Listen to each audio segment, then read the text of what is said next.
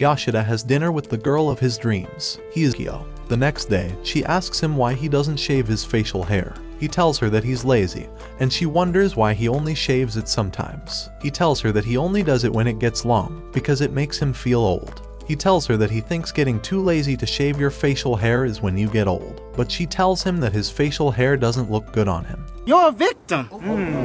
He looks in the mirror, deciding that he will shave his hair. At the mall, he buys her more things that she needs, and asks her if she has a phone. She tells him that she doesn't, and she tells him that she actually just threw it out in the ocean. He tells her that she's dumb, and that he would want her to get one because he would like to contact her. She tells him that she really doesn't need one because he got her moisturizer, and gives him a smile. He looks at her smile, feeling like it's forced, and wonders if it's truly from the bottom of her heart. They head home, and she asks him if he will be able to read all the books he got. He tells her that he will on the weekends, but that she could also read them if she wanted to without spoiling them for him.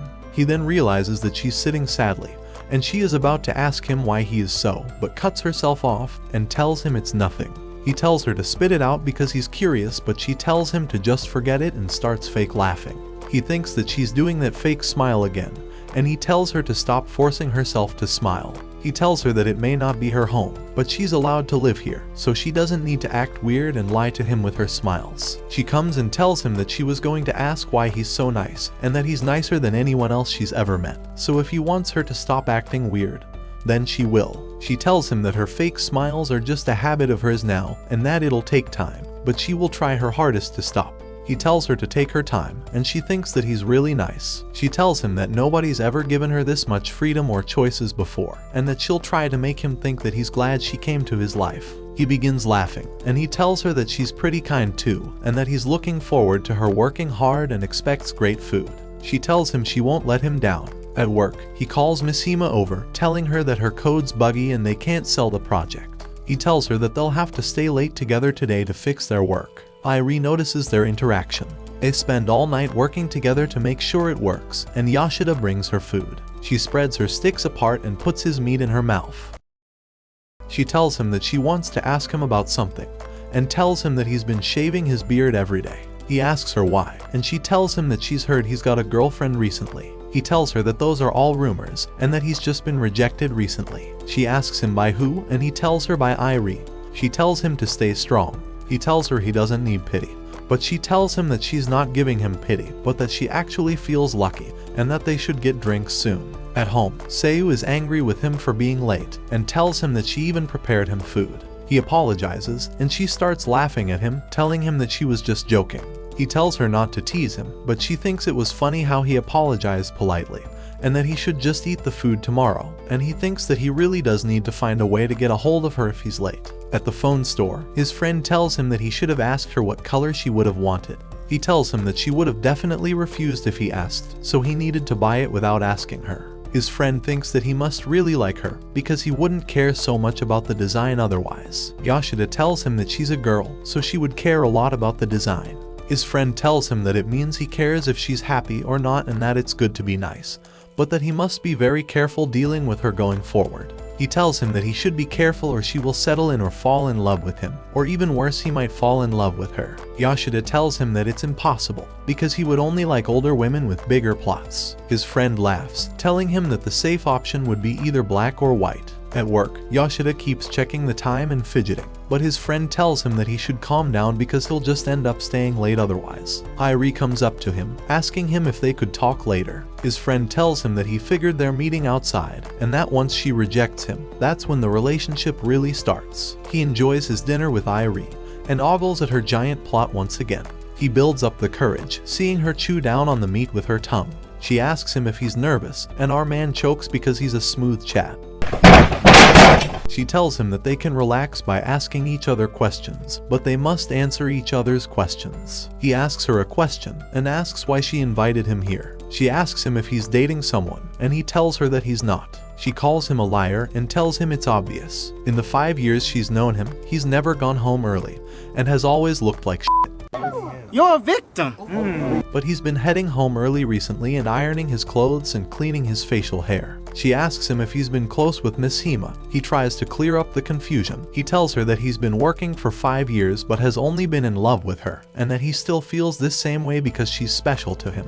He asks her why she even cares because she already turned him down. He tells her that she shouldn't care if she doesn't like him, and she tries to come up with a reason. He doesn't buy her excuse and tells her that he doesn't have a girlfriend. She asks him if that's all, and he asks her if this is the only reason she asked him to dinner. He tells her that he wondered if it was something more important, and she tells him it's important. He looks at her eating meat, and she tells him that she'll let him ask one more question. Our man builds up the courage for the most important question in all of humanity, and asks her what her size is. She leans in, telling him that she's I-cup.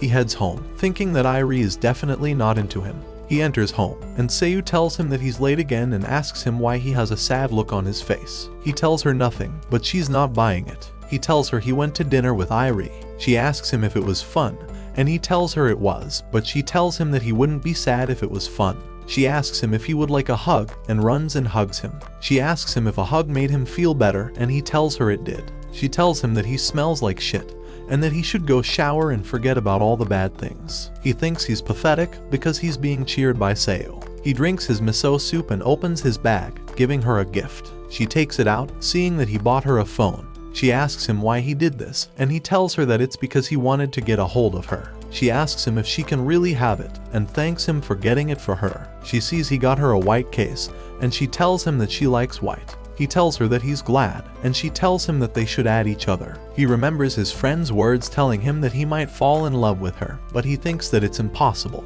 because he thinks of her as a little kid he has to take care of. She sees he added himself as Yoshida man and tells him that he's her only friend. She tells him that this is just for him, and smiles at him. He wonders what that smile was, because she wasn't just trying to force it or make him happy. It was wholesome, and he felt like she meant it, but realizes that he doesn't get teenagers. Sayu dreams of the nights she would develop plot with strangers, and wakes up sad, looking at Yoshida.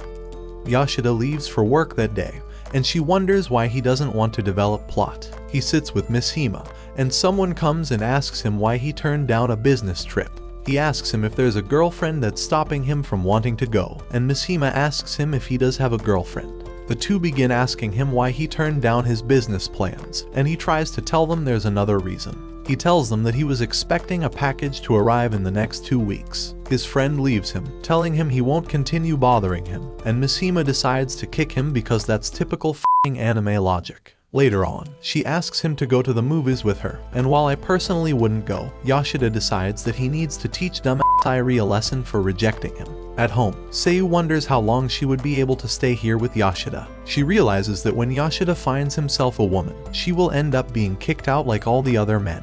She worries, thinking he'll find a girlfriend soon, and wonders if he'll develop plot with his girlfriend.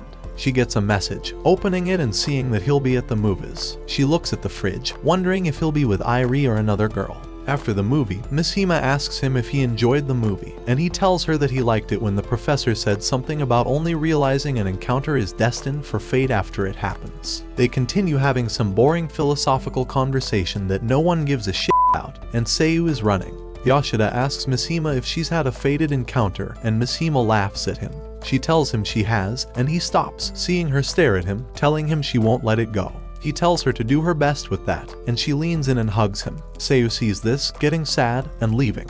He pushes Miss Hima off of him. Miss Hima thanks him for going with her, and he thanks her for coming. She asks him what he'd do if she's the person he's fated to meet, and he tells her to stop being stupid and to go home. And as he walks home, he wonders if it was fate that he was able to find Sayu there. He enters his home, saying he's back, but Sayu doesn't respond. He sees that she's not home and her phone is still here. He begins running, wondering if someone kidnapped her. Yoshida runs away, and Sayu wonders what the look on his face was, that he's never done that with her. She thinks that she shouldn't care at all, but begins crying. She wonders why she's crying, and thinks that it can't be happening, realizing that she's jealous of a person she doesn't even know.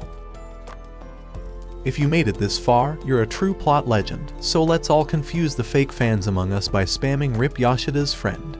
He was a real one. That'll definitely throw off all the fake fans. If you want to see what happened to Sayu, make sure you blow this video up with likes. Till next time.